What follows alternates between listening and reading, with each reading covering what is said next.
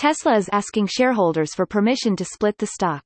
A split would give shareholders a special dividend of additional shares per share that they already own. Tesla's annual meeting is usually in June. If shareholders are given permission to split the stock, it is possible that the company may increase its market cap to over $400 billion. Theoretically, a stock split should not move shares higher pre-split because the value of the company hasn't changed.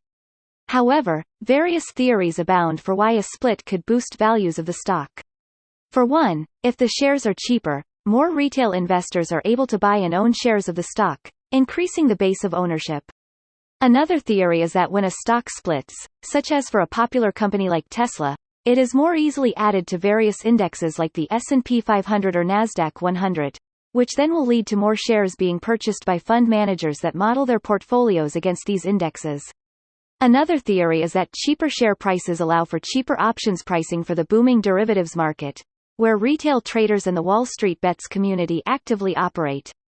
However, all is not well for Tesla, as ongoing COVID-19 flare-up in Shanghai have reportedly led to another factory shutdown of Tesla's Gigafactory there.